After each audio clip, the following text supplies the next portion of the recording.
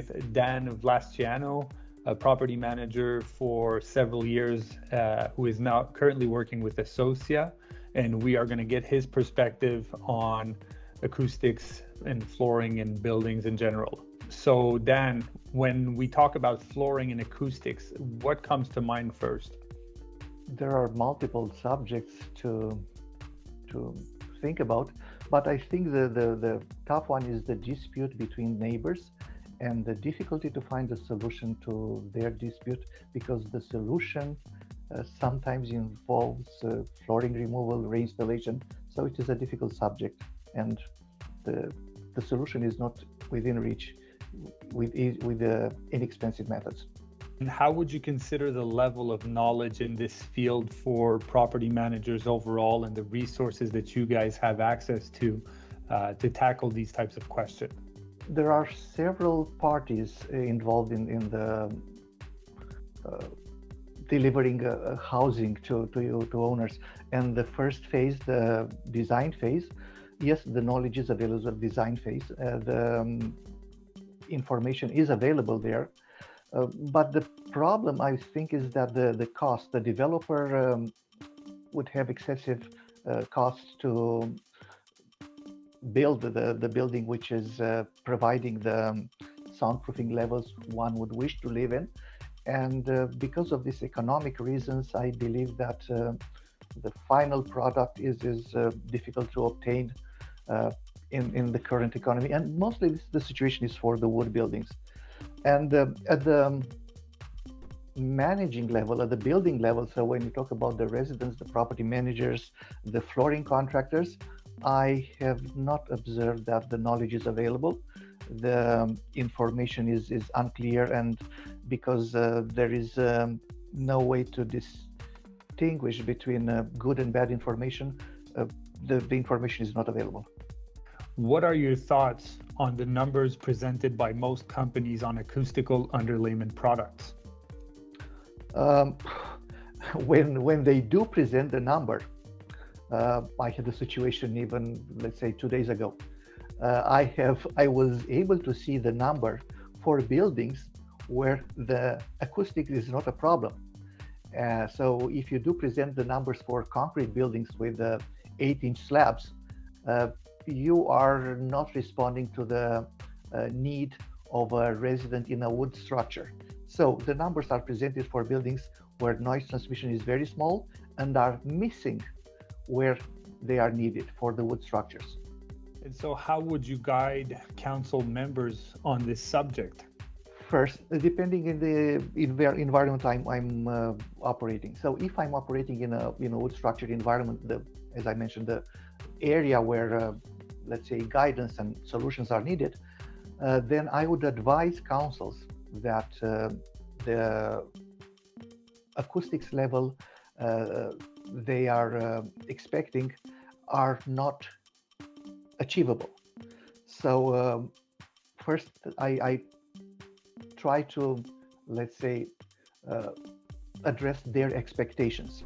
And after I explain this part where the expectations should be lowered, I also recommend solutions which can improve the acoustics. And I would say that the installation is a major one.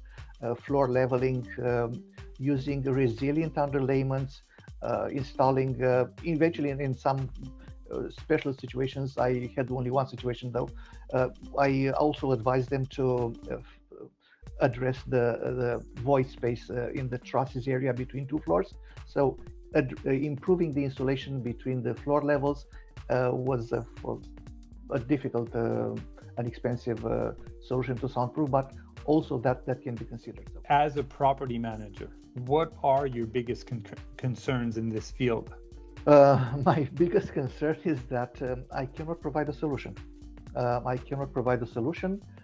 I do not find that this is a subject of interest for the professional associations in BC.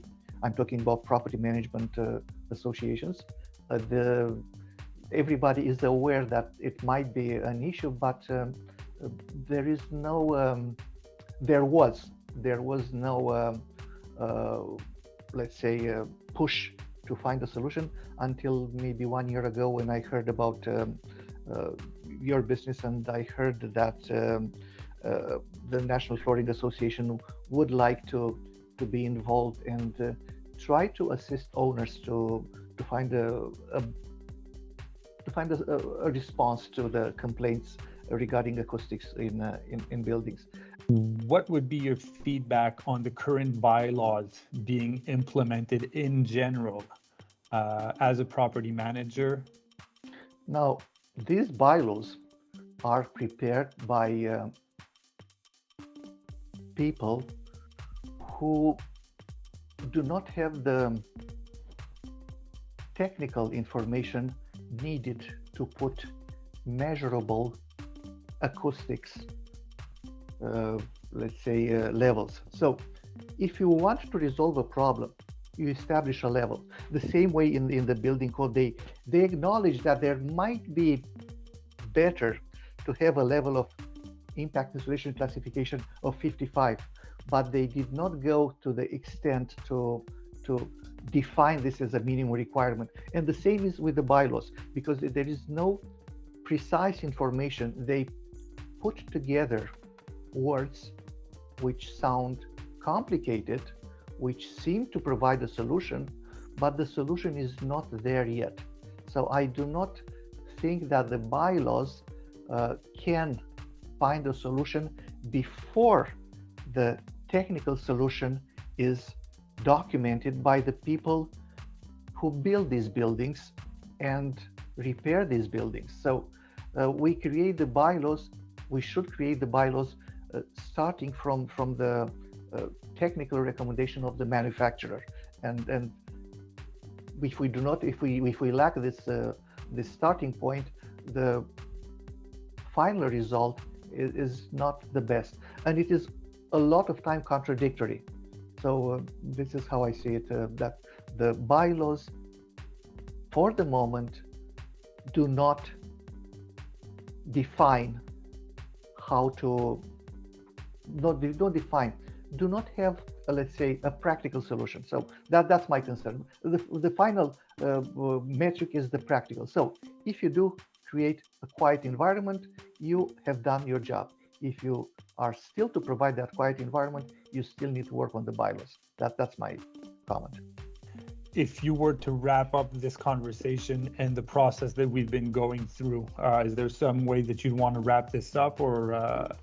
Yes. So from my point of view, from the point of view of the operation, let's say operations manager, the person who operates buildings, I would like to have a solution I can recommend. I would like to be able to recommend several solutions and show to show strata corporations how others have resolved this problem. That would be an easy fix. Of course, you have to beef up this with, let's say, with the technical information and other, let's say, bylaw information. But the starting point, I believe, to show that others have solved the problem and try to find solutions to resolve the problem, not only to show that we are trying to resolve it. So I would like to see practical solutions implemented.